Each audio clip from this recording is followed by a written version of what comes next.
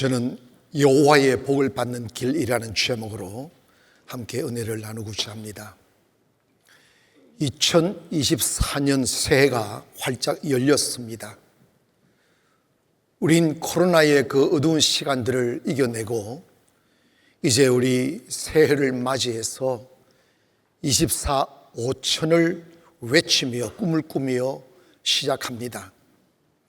교회의 비전은 교회만의 꿈이 아니라 모든 공동체, 가정과 자녀들에 이르기까지 그 꿈을 공유하는 것이며 또 그 정신을 이어가는 것입니다. 교회의 사명인 세계 선교는 우리 모두가 함께 가슴에 담고 살아가야 될 것입니다.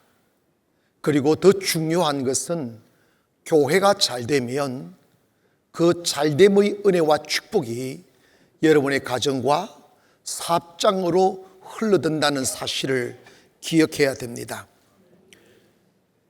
성장하는 교회를 다니는 사람들은 그 교회의 성장의 은혜가 가정과 사업장에 이르지만 끝글로 교회가 무너지고 시험 들고 말라 빠져가는 교회를 오래 다니다 보면 어느새 가정도 사업장도 그렇게 변해져 있다는 슬픔을 보게 됩니다. 저는 상가에서 개척을 해서 그 상가를 털어내는 게 제 힘으로는 안 된다는 생각을 하고 하나님의 은혜를 구했습니다. 하나님의 축복을 달라고. 그래서 이 성도를, 이 상가를 털어내고 땅 위에 성전을 지어 주님이 꿈꾸게 하셨던 세계 선교의 전초지를 만들 수 있게 해달라고 무던히 기도하고 몸부림을 쳤습니다. 그때 저는 이런 기도를 했습니다. 하나님, 제가 이 목회하는 일 외에 어떤 일을 해드려야 하나님이 기뻐하시겠습니까? 어떻게 하여야 하나님께서 제게 은혜를 베푸시겠습니까? 라는 질문을 했습니다. 그때 하나님이 제게 떠오르는 생각 하나가 있었는데 필리핀에 버리워진 코피노 아이들이 생각이 났습니다. 우리나라 남자들과 필리핀 여성들 사이에서 태어난 어린 아이들이 버리워져 있는 슬픈 현실을 보면서 그 아이들을 내버려 두면 국가적 암초가 되지만 그 아이들을 잘 이렇게 기르내고 꿈을 주고 길을 열어주면 그 아이들이 미래의 아름다운 자원이 될 수 있겠구나 하는 생각으로 상가에 있을 때 돈도 없이 비행기표 하나 들고 땅을 아랍으로 세부에 건너갔다가 근데 돈이 없으니까 계약을 못하고 와서 기도해서 계약금 만들어서 딱 가서 하고 땅을 사고 난 뒤에 하나님께서 기적같이 이전의 구성전을 주셨습니다. 그때 우리가 딱 1억 있었는데 60억을 하나님께서 25일 만에 60억짜리를 사게 하셨어요. 어쨌든 그 빚이긴 빚이지만 하나님 길을 여셨어요. 빚도 능력이요. 그리고 그리게 가서 교회에 입당하고 교회를 세워가는데 사이즈가 커지다 보니까 돈 들어간 게 참 많았습니다. 그때 주님이 상가에서 사놨던 그 땅에 고아원을 짓기를 원하셨어요. 그때 주님이 내가 돈이 없어 머뭇거리고 있을 때 너 언제 돈 믿고 일했냐고, 네가 돈 믿고 일할래, 나 믿고 일할래, 이런 감동을 주셔서 고개를 툭 들고 바로 제가 선포했습니다. 세부에 사는 땅에 고아원을 건축하겠노라고. 그리고 바로 건축해서 교회를 일으키면서 고아원 세우고 학교 세우고 교회들 세우고 체육관 짓고 묵히 5년을 공사를 해서 지금 세부 가나안랜드를 만들었습니다. 여러분, 그리고 하나님께서 그와 더불어 우리 교회를 세우시고 이곳까지 오게 하셨는데 저는 우리가 코로나를 딱 만나고 그 전에 구성전이 400석도 채 안 됐었으니까 이게 예배 시간마다 꽉꽉 차서 앉을 자리도 없고 이랬을 때에 그러다가 한참 부흥이 되는데 코로나가 탁 터지니까 이 거리두기가 시행되다 보니까 교회마다 이렇게 의자가 텅텅 비고 영상 예배로 이렇게 들어가니까 목사로서는 참 마음이 안담하더라고요. 무슨 이런 세상이 다 있나 싶더라고요. 묵묵히 기도하면서 그 내리막의 쓸쓸함과 그리고 참 차가운 겨울을 보내면서 예배를 드려도 자유가 없고 고문은 와서 이렇게 감시했었고, 여러분 그때 우리 교회 오신 고문 이 자리에 있으면 회개하세요. 시키니까 해야 되겠지만 좀 심했어요. 내가 화가 좀 많이 났어요. 그런데 제가 꿈을 꾸고 땅도 없이 새 성전에 대한 비전을 주셨을 때 하나님이 예비해 주셨을 거라고 땅값 계약금도 없이 또 믿음으로 그냥 막 돌아다녔어요. 돌아다니다가 하나님께서 기적적으로 이 땅 주셨고, 바로 그리고 코로나가 터졌는데 이 땅 계약하자마자 설계를 그렸어. 코로나 기간 3년 동안 이 교회를 지어냈습니다. 대책이 없었습니다. 그러나 믿음으로 가니까 하나님이 길을 여셨어요. 그래서 이제 우리가 올해 세상이 뭐라든지 간에, 세상이 아무리 어렵든지 간에 경제가 무너지고 교회가 코로나 이후에 영성 잃어버리고 무너질지라도 하나님의 은혜 받은 가정, 하나님의 은혜 입은 교회는 특별한 하나님의 축복이 있을 거라고 딱 믿고, 제가 지금 우리가 한 2,000명 이상 이렇게 있는데 올 한 해 5,000명 넘기자 해서 24 5천을 외치는 거예요. 한번 해볼까요? 24 근데 여러분 잘 기억하세요. 하나님은 믿음대로 되게 하시는 분이십니다. 내가 안 된다고 하면 안 되는 것이고 된다고 하면 되는 것이죠. 저는 상가를 벗어내고 구성전에 있을 때 매년 30 내지 40%의 성장을 계속 이루었습니다. 근데 저는 과감하게 도전하는데 이제 우리가 기도했던 이 장소에 왔으니까 올해는 딱 100% 성장하는 거예요. 이해가시면 아멘. 100% 성장해서 5,000명 올해 딱 넘기고 딱 내년에는 10,000명 이렇게 올라가겠죠. 그러나 중요한 것은 이런 거죠. 제가 왜 이렇게 치고 나가느냐 하면, 세상이 내리막을 걷는다고 마음 쭈그러들고 길이 없다고 좌절하고 주저앉으면 그 사람은 자연인입니다. 예수 믿는 사람들에게는 세상 사람들에게 없는 특별한 하나님의 은총이 있습니다. 저는 최소한 그걸 경험한 사람이에요. 그러므로 여러분의 가슴 속에 교회가 품는 꿈을 내 꿈으로 삼기를 원하며 그 정신을 받아들이기를 원합니다.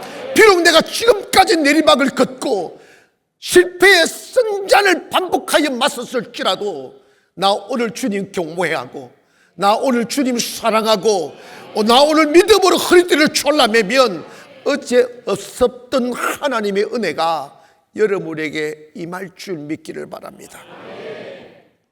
농부가 씨를 뿌려도 하나님께서 봄비를 내려주시지 아니하면 싹을 틔울 수가 없어요. 한 어머니에게서 에서와 야곱이 나왔어요.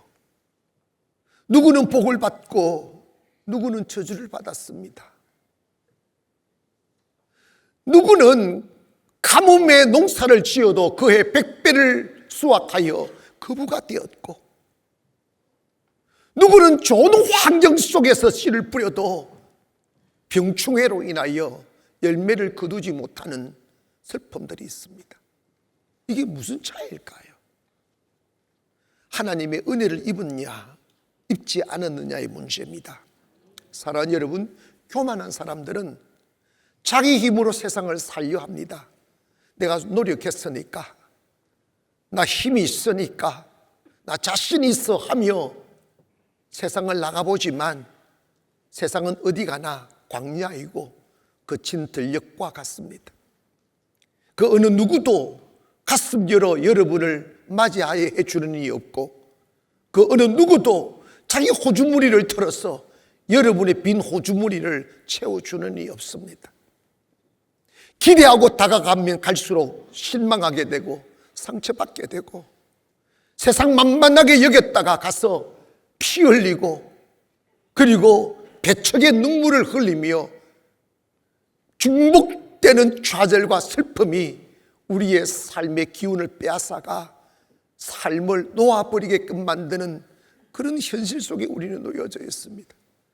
사실 여러분, 우리나라 젊은 청년들이 고립형, 세상에 나가지 못하고 혼자 문을 잠가버린 청년들이 50%가 넘는다잖아요.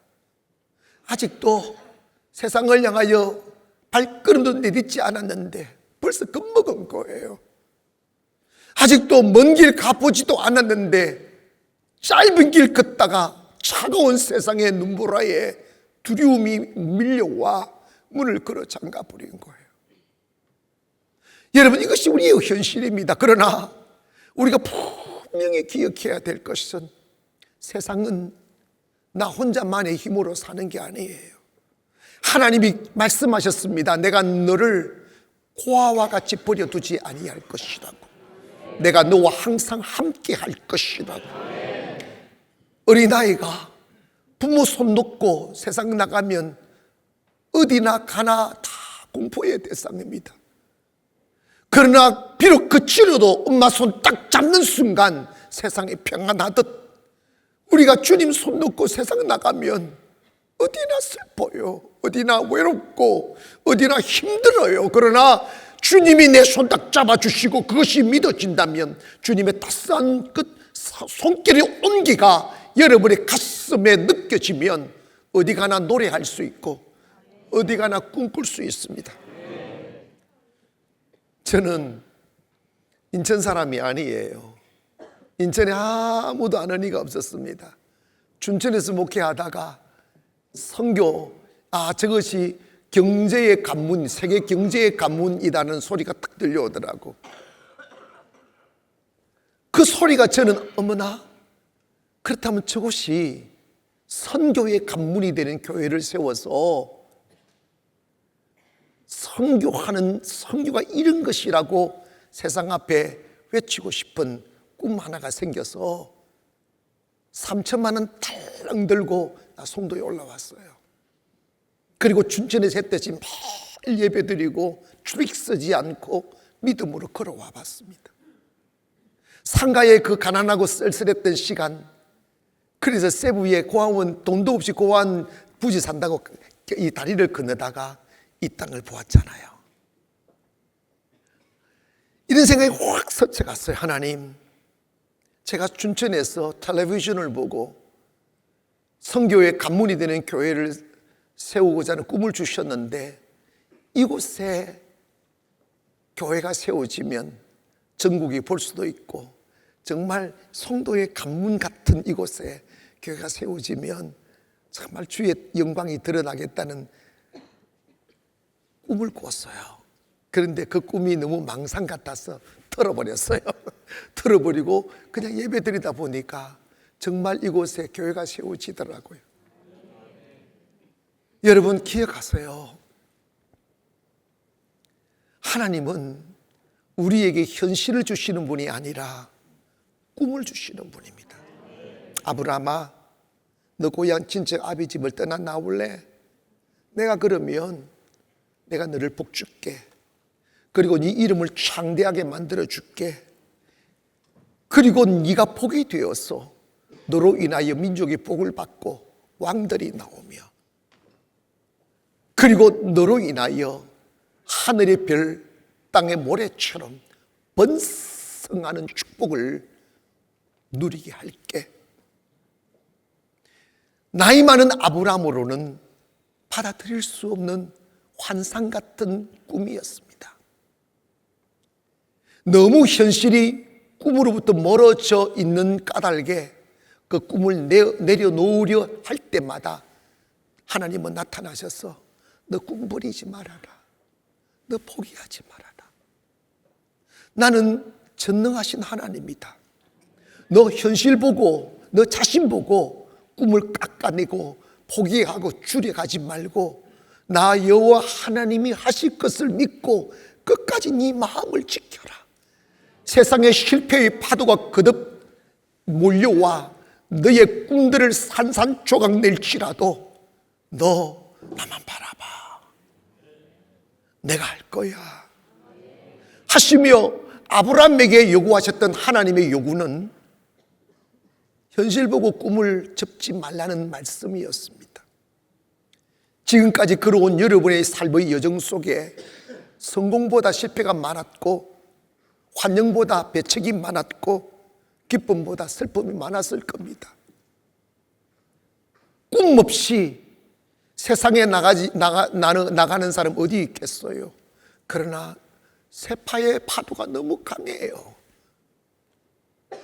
그 거친 파도에 화르르 무너질 때마다 주님 없으면 우리는 쓰러지는 거예요. 저는 교회 유지도 안 되는 시대라고 말하는데 2004, 5천은 딱 100% 성장해요. 올해 출석 성도 5천 될 줄 믿으시면 아멘 하라고 할 때 해야지. 믿으시면 아멘 합시다. 된다고요. 그런데 여러분, 만약에 제가 거꾸로 요즘은 유지만 돼도 좋아 이 생각하면 그 꼴나는 거야. 현실 보지 맙시다. 주님 의지합시다. 주님이 하실 것을 믿기를 원합니다. 근데 된다고요. 근데 여러분 가정에도 매 한 가지입니다. 여러분 어제에 반복되었던 실패의 기억들, 여러분의 텅 빈 호주머니, 그리고 세상보다 너무 작게 여겨지는 여러분의 모습을 보지 마시고 우리의 그리스도인의 삶은 내 육체의 욕망을 실현하는 삶으로 사는 것이 아니라 하나님의 꿈을 이루어드리는 비셔너리로 사는 거예요. 그래서 하나님의 꿈이 나의 비전이 되고 예수님의 성품이 나의 인격이 되고, 성령님의 권능이 나의 능력이 되길 원하고 바라고 기도. 우리 한번 불러보실까요?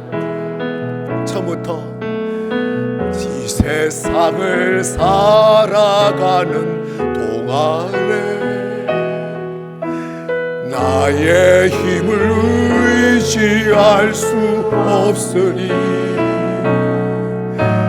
기도하고 낙심하지 말 것을 주께서 참 소망이 되시리라. 하나님의 꿈이 나의 비전이 되고 예수님의 성품이 나의 인격이 되고 성령님의 권능이 나의 능력이 되길 원하고 바라고 하나님의 꿈이 가슴으로 고백하며 하나님의 꿈이 나의 비전이 되고 예수님의 성품이 나의 인격이 되고 성령님의 권능이 나의 능력이 되길 원하고 바라고. 가슴 한 번 더 하십시다. 하나님의 꿈이 하나님의 꿈이 나의 비전이 되고 예수님의 성품이 나의 영이 되고 성령님의 권능이 나의 능력이 되길 원하고 바라.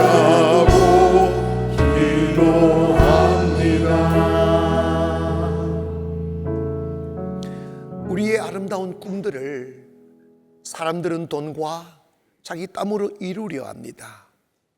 근데 그렇게 해보니 내가 너무 작아요. 내가 가진 돈으로 세상을 살 수 있는 가능성이 제로예요. 그래서 사람들이 실망하고 절망하는 거예요. 그런데 하나님이 우리의 그 위대하고 원대한 꿈들을 이루는 길을 너의 돈과 수고로 이루어라 말씀하지 아니하고 전혀 다른 비밀 하나를 말씀하는 거예요. 그 길이 어디 있느냐? 하나님을 경외하는 데 있다는 거예요. 시편 28편 1절에 여호와를 경외하면 그의 길을 걷는 사람마다 복이 있도다. 4절입니다. 여호와를 경외하는 자는 이같이 복을 얻으리로다. 여러분, 그렇다면 여호와를 경외한다는 게 무엇이겠어요? 우리 교회 오셨습니다. 예배 자리에 앉으셨습니다. 어떤 사람들의 예배는 하나님이 받으실 것이고 어떤 사람들의 예배는 구경꾼으로 여겨질 것입니다. 우리 속에 하나님 세상을 주십시오라고 기도하기 전에 하나님이 우리에게 요구하시는 게 너 하나님을 경외하라는 거예요. 경외하면 하나님의 축복으로 네 꿈이 이루어질 거라는 거예요. 경외는 두 단어로 표현하는데 love and fear입니다. 사랑하고 두려워하는 것입니다. 여러분, 사랑은 강요하여 얻을 수 있는 게 아닙니다. 서로가 원해야 되고 자원이 따라야 됩니다. 우리가 하나님을 사랑할 수 있는 길, 그래서 하나님이 너무 사랑이며 너무 귀하고 너무 소중하여 내 인생의 가장 큰 두려움은 하나님으로부터 멀어지는 것임을 느끼는 게 경외예요. 다윗은 들판에 외로이 있을 때 주께서 다가오셔 따스함으로 품어주셨던 그 주님을 경험했습니다. 풀과 물을 찾아 헤매일 때 주께서 안내자가 되어 쉽게 순적히 풀과 물을 찾게 해주셨던 주님을 경험했습니다. 원수들에게 둘러싸여 죽을 위험에 빠졌을 때 보이지 않는 주님의 손길이 다가와 그를 들어 칼과 창으로 죽이려 했던 원수들 가운데 쭉 들어올려 원수들이 두려워함을 느끼게 만들어 줌을 경험했습니다. 먼지만 날리는 모래 사막에서 헤매일 때 목말라 방황하고 있을 때 양들과 자신이 목마를 때 주님은 오아시스를 만나게 하셔서 충분히 생수를 마시게끔 해주셨던 주님을 경험했습니다. 그뿐입니까? 하루 종일 양을 먹이느라 이곳저곳 헤매이다 지친 몸으로 그 몸을 땅바닥에 뉘었어요. 아무도 없는 외로운 밤, 들려오는 귀뚜라미 소리, 저 멀리서 들려오는 맹수의 울음소리들만 들려오는 그 적막한 밤에 하늘에서 쏟아지는 별빛 사이로 들려오는 주님의 위로의 음성을 들을 때마다 두려움 아닌 안전함과 그 기쁨의 눈물이 얼굴을 적시는 시간들을 많이 경험했습니다. 그러면서 그 가슴속 깊은 곳까지 점이오는 하나님의 사랑과 따스함에 다윗은 하나님을 사랑하지 않을 수 없게 된 거예요. 그래서 하나님을 사랑합니다. 언제나 나와 동행하여 주셨고 언제나 나를 지켜주셨던 하나님을 나는 사랑합니다. 내 하나의 두려움이 있다면 세상을 잃어버리는 것이 아니라 하나님으로부터 멀어지는 것이 내 인생의 최고의 두려움입니다. 그래서 다윗은 여호와를 경외하라고 시편 34편 9절에 너희 성도들아 여호와를 경외하라. 그를 경외하는 자에게는 부족함이 없으리로다.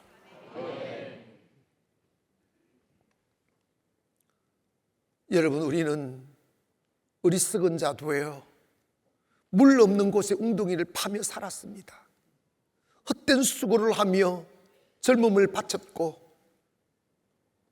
이룰 수 없는 헛상을 향하여 인생을 낭비하며 살았습니다. 잠시 우리의 바빴던 발걸음을 멈추고 여러분의 아름다운 미래를 위하여 하나님을 경외하는 데서부터 삶을 출발하기를 바랍니다. 하나님을 경외하는 마음 없이 세상에 나가면 세상은 언제나 거칠고 언제나 대적자들로만 가득 차 있습니다.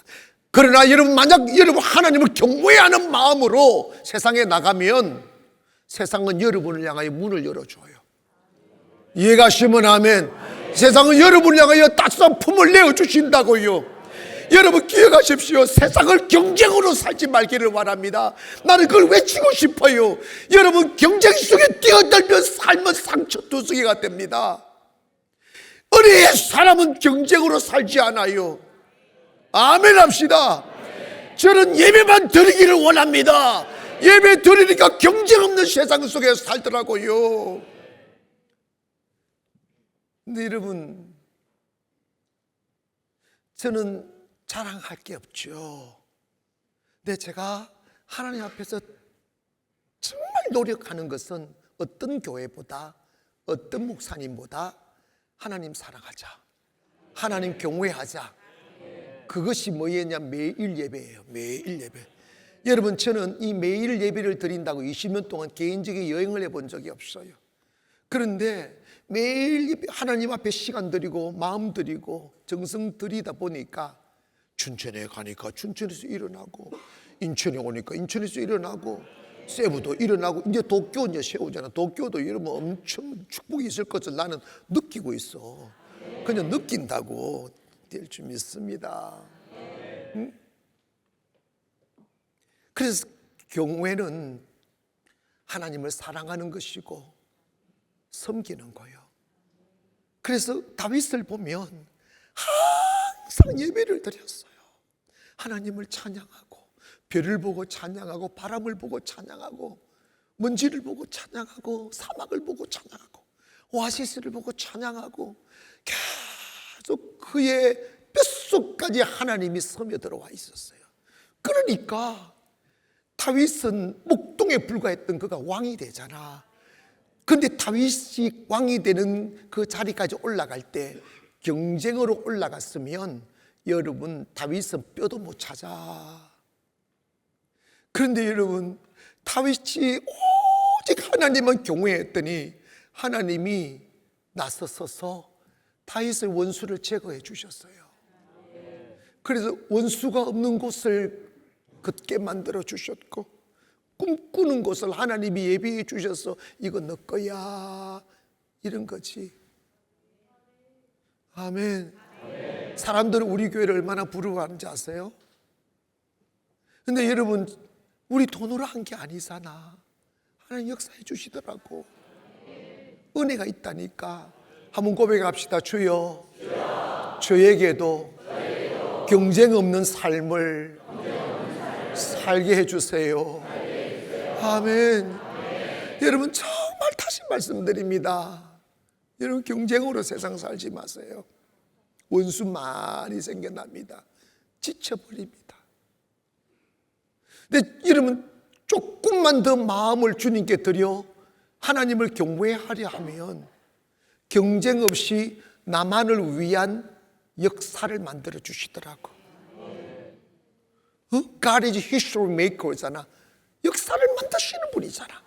요셉만을 위한 역사를 만드셨고, 다윗만을 위한 역사를 만드셔서 다윗 아니고는 안 되는 세상을 주님이 만드셨다고요. 그러니까 여러분이 가장 편하게 쉽게 인생을 사는 길은 하나님을 경외하여 예배에 충실한 삶을 한번 살아보세요. 아멘. 저는 한 교단 총회장을까지 다 했는데 단 한 번도 내가 임원을 해본 적이 없어요. 그냥 낙하산처럼 올라가 아무도 반대하는 사람이 없더라고. 마찬가지입니다. 교회도 마찬가지입니다. 인천 사람은 치고 올라오잖아요. 은혜. 저는 여담인데 인천을 처음에 싫어했어요. 신학교 다닐 때 어떤 목사님이 인천에서 목회하면 안 된대요. 왜냐면 짠물이라 가지고 새들이 날아오다가 인천 전봇대는 앉지도 않는데요. 먹을 것이 없다. 그래서 서울로 바로 가버린대요. 그 말 듣고 어머나 그렇나 했는데 제가 송도 와보니까 짠물이 아니더구만. 춘천이 더 짠물이에요. 춘천 짠물이에요. 진짜 춘천 분들 미안해요. 지금 다 듣고 있어 지금. 그런데 여러분 봐봐요. 최소한 저에게는 춘천도 짠물이 아니었어요.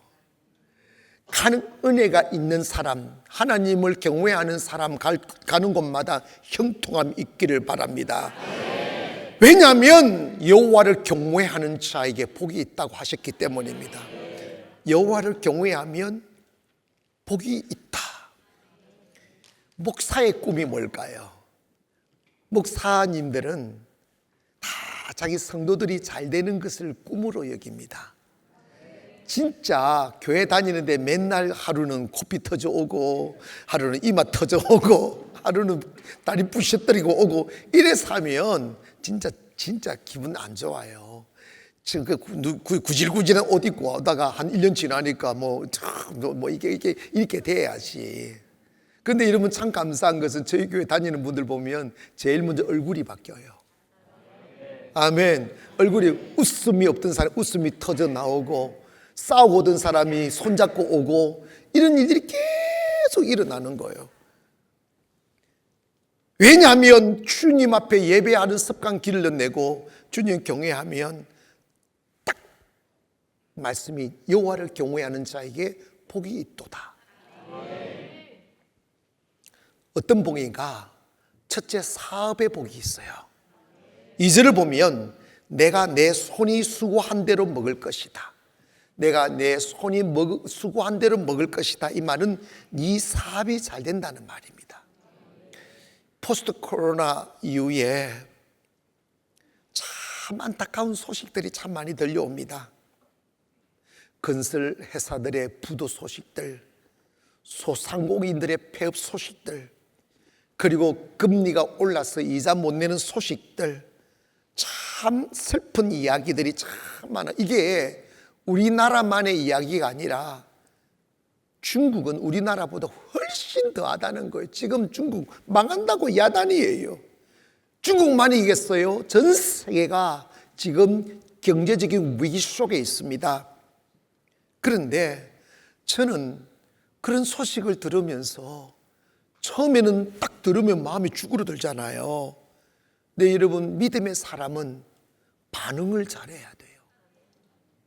제가 하나님을 경험해 보니까 위기가 축복이더라고. 그리고 하나님을 경외하는 자에게는 나라가 망가져 포로로 끌려가도 그 사람은 하나님 경외할 때 그 점령 국가 속에서도 최고로 되더라고. 특별한 하나님의 은혜가 있다 이 말입니다. 2절을 보니까 내가 형통하리라고 그랬어. 내 손이 수고한 대로 먹을 것이라. 내가 복되고 뭐 한다고 그랬어요? 형통한다는 거야. 여러분,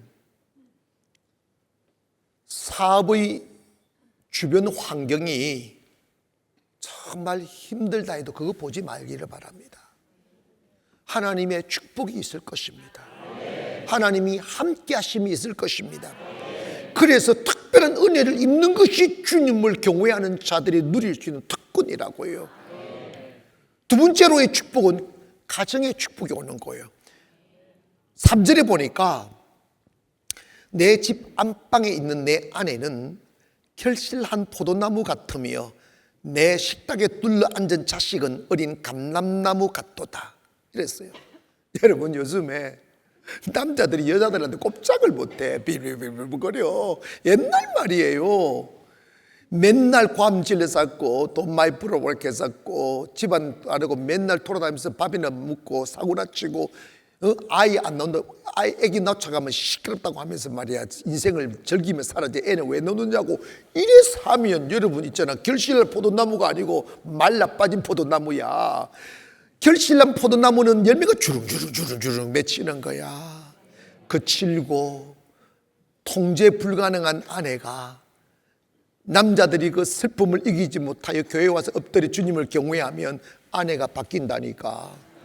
여보 우리 애기 놓자 이렇게 나온다니까.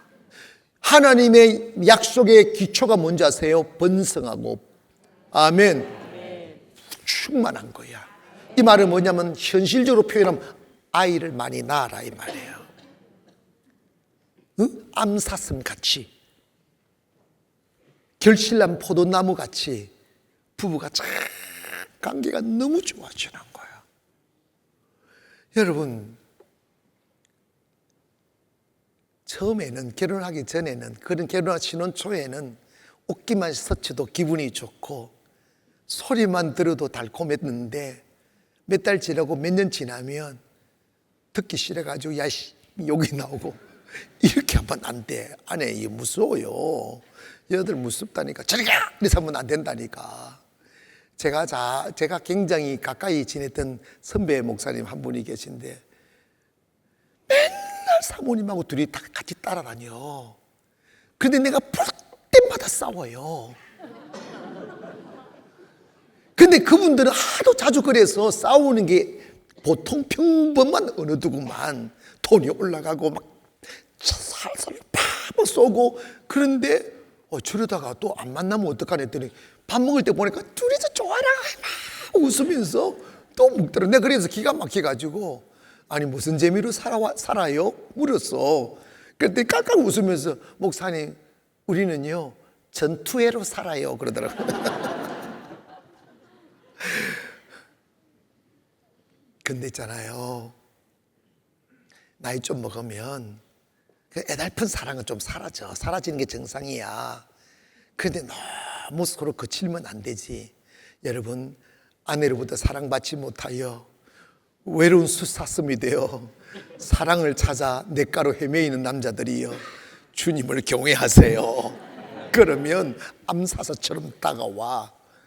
거꾸로 여러분, 우리 교회 남편은 교회를 안 다니는데 슬픈 얼굴로 교회와 눈물 짓던 아낙네들이 한 몇 개월 교회를 다니면 얼굴에서 광채가 나요. 광채가 나요. 그리고 삶을 이어갈 힘조차 잃어버린 채 슬픔에 빠져있던 사람들이 사슴처럼 뛰는 거예요. 너무 행복하다고. 조금 지나면요, 그 술주정뱅이였던 남자들이 다 와. 지금 여기 앉아 있어. 다 와서 얼굴이 바뀌어. 요즘은요 둘이서 앉아가지고 맨날 나와. 맨날 나와가지고 얼굴이 싱글벙글 여호와 경외하니까 사랑이 싹 트는 거야. 그래서 물어봐 주책스럽게. 좋아요? 그럼 좋대. 사랑이 떠나갔는데 사랑이 다시 오는 거예요. 두 번째로, 너 식탁에 둘러앉은 자식들은 어린 감람나무 같을 거라고 그랬어. 감람나무는 상록수예요. 그러니까 1년 내내 청청하고 푸르름이고, 감람나무는 수확을 주는 기름짐이에요. 축복이며 은혜입니다. 여러분, 제가 살아보니까 내가 잘 되는 것보다 자식 잘 되는 게 더 좋더라고. 동의하시면 아멘. 여러분, 지금 시대가 부모님들이 살점이 떨어지고 애감장을 높게 만드는 고통이 뭔지 아세요? 자식들이 내 마음대로 키워지지 않는 거예요. 육신적인 뒤에는 나를 닮았는데 마음은, 정신은, 영혼은 전혀 다른 아이가 되어버린 거예요. 툭툭 던지는 말 한마디에 아버지의 마음이 막 천둥이 치듯 슬퍼요. 근데 여러분, 자식을 낳으라고 때리고 한다고 바뀌는 게 아니에요. 하나님이 마음을 바꾸어 주셔야 돼요. 여호와를 경외하는 자, 여호와를 경외하는 자는 식탁에 둘러 앉은 자식 같은데 그 자식은 어린 감람나무 같다는 거야. 요즘은요, 아버지하고 밥도 안 먹으려고 그래. 그런데 여러분, 여호와 경외하면 식탁이 둘러앉은 자식으로 둘러싸이고 그 자식이 평화를 주고 용기를 주고 희망을 주는 감람나무 같이 둘러싸인다는 거야. 부부관계 좋아지지, 자식 잘 되지, 그것보다 더 좋은 축복이 어디 있어요? 사랑하는 여러분, 이 은혜가 있기를 주의 이름으로 축원합니다. 할렐루야. 저는 이렇게 한 번씩 이렇게 2부 예배 마치고 잠시 내리가 1층에 새가족 면접하느라 가면 엄마 아빠가 다 손잡고 아이들하고 차 마시고 손잡고 있고 아이들이 아빠한테 막 매달리고 이런 걸 보면 너무 부러운 거예요. 야, 우리 교회 아이들은 진짜 행복하게 자라는구나. 저렇게 자라면 삶의 어떤 구김살도 없이 얼마나 해맑게 꿈을 꿀 수 있을까. 그리고 매일 저녁마다 교회 와서 예배 드리고 저한테 기도받고 이렇게 커가면 정말 나라를 움직이는 지도자가 그 탁탁한 성품을 가진 구김살 없는 인격체로 만들어지겠다 하는 꿈들이 생기더라고요. 여러분, 여호와를 경외하면 가정 회복됩니다. 마지막으로 이 축복이 어디서 흘러나오는가? 5절을 보면 여호와께서 시온에서 내게 복을 주실지어다. 그래서 여호와께서 어디서 복을 주신다고요? 시온에서 복을 주신. 이 시온은 교회를 의미합니다. 모든 축복은 교회를 통하여 흘러나갑니다. 교회는 제가 세운 것도 아니고 우리가 세운 것이 아니라 주님이 세운 것이고 성경에 의하면 교회의 머리는 예수 그리스도이시며 예수 그리스도가 피로 닦아놓은 그 터 위에 교회를 세우셨다고 하셨어요. 그러니까 하나님의 모든 축복은 교회를 통하여 흘러가는 거예요. 에스겔 47장에 가보면 에스겔이 환상을 봅니다. 환상을 보는데 교회의 문지방에서 물이 흘러나오는데 그 물이 무릎을 적시고 허리를 적시고 근데 물이 닿는 곳마다 죽은 것이 살아나고 황폐함이 사라지고 회복의 역사가 막 일어나는 것에 관하여 49장 9절에 이 강물이 이르는 곳마다 번성하는 모든 생물이 살고 또 고기가 심히 많으리니 이 물이 흘러 들어감으로 바닷물이 되살아나겠고 이 강이 흐르는 각처의 모든 것이 살 것이며 했습니다. 물이 흘러 미치는 곳마다 살아나는 역사, 번성게 되는 역사, 회복의 역사가 계속 일어나더라는 거예요.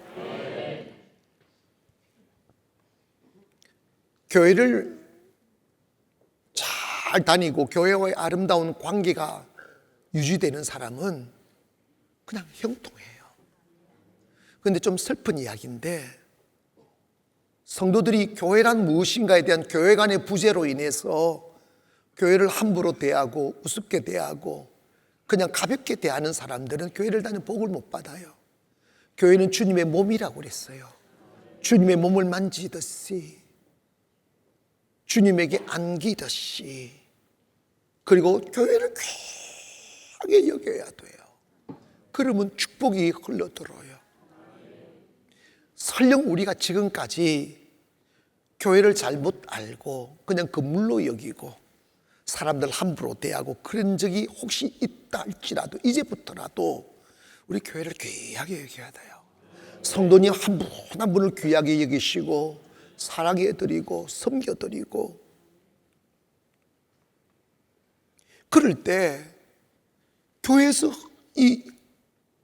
흐르는 축복의 물이 막힘없이 흘러 들어가는 거예요. 교회와의 관계가 서먹서먹하거나 교회와 여러분의 관계가 뭔가 막힘이 있으면 축복이 막혀버려요. 그걸 뚫어야 돼요. 그러니까 교회는 주님의 몸을 섬기는 곳이에요. 주님처럼 섬기는 거예요. 그래서 교회 오면 행복하고 교회에 앉아 있음이 영이 살아나고 하나님의 축복이 막 느껴지고 이 모습으로 예배를 드리고 가셔야 여러분의 축복이 막히지 않는 거예요. 저는 이 여러 교회를 다녀보았는데 오래 교회 다니는 사람들이 핍절한 삶을 사는 사람들을 보게 됩니다. 근데 딱 추적해보면 교회는 나오긴 나오는데 교회에 와서 주인 행세하고 큰소리 팍팍 치고 그냥 사람들에게 상처 주고 목사님의 가슴에 못질하고 이런 사람들 여러분 복을 못 받더라고.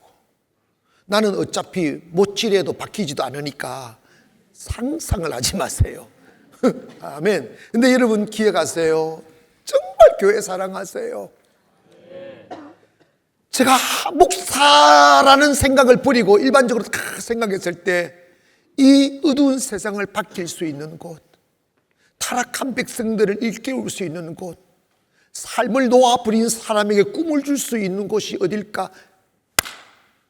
교회 외에 하나님을 섬기는 공간 외에 어디 있어? 하나님만이 생명인데 하나님을 만나게 하는 공간만이 희망을 줄 수가 있어요. 교회가 일어나야 됩니다. 그리고 세상에 빛이 되어야 됩니다. 그리고 꿈을 꺾어버린 사람들에게 꿈을 줄 수 있어야 돼요. 에베소서 1장 23절을 보면 교회를 이렇게 요약하면 교회는 그의 몸이니 만물 안에서 만물을 충만케 하시는 이에 충만이라. 교회가 주님의 몸인데 그 몸이 만물 안에 있다. 세상 속에 있다는 거예요. 그래서 교회가 세상 속에 있으면서 메말라 빠진 세상을 충만케 하는 곳이 교회라는 거예요. 그러므로 여러분 교회와 여러분과의 행복한 만남이 있기를 원하고 축복이 있기를 원하고 교회를 사랑하심으로 여러분의 어제 있었던 그친 돌들과 가시들이 사라지고 내가 너보다 앞서가서 험한 곳을 평탄케 해주시며 새 빗장을 꺾어주시고 논문을 꺾어 하나님의 위대하심을 알게 하시고 허감 중에 있는 보화와 숨은 재물을 우리에게 주신다고 하셨으니 오늘 이 말씀 믿으시고 하나님을 경외하는 저와 여러분 되기를 원합니다. 2024년도 세상에서 들려오는 슬픈 이야기들 거기에 마음 담지 마시고 나는 하나님을 경외하는 사람이야. 하나님의 특별한 은혜가 내게 있을 거야. 거친 경쟁 속에 내가 내몰리지 않을 거야. 하나님의 축복이 있을 거야 하는 믿음과 꿈을 안고 당당하게 문을 여시기를 바랍니다. 그래서 2024년도가 여러분의 인생에 있어 최고의 해가 되기를 원합니다. 고백합니다. 2024년은 거기에 내 인생의 최고의 해가 될 것입니다. 믿습니까? 옆에 분들 보고 한번 축복해 드리는 거예요. 올해가 당신에게 최고의 해가 될 것입니다. 시작. 아멘. 여러분 봐봐, 내가 암사성 갖고 보기 있는데 남편 보고 왜 안 하고 남의 보고 남의 사람 보고 그래? 하나님의 축복이 있기를 주의 이름으로 축원합니다. 기도하겠습니다.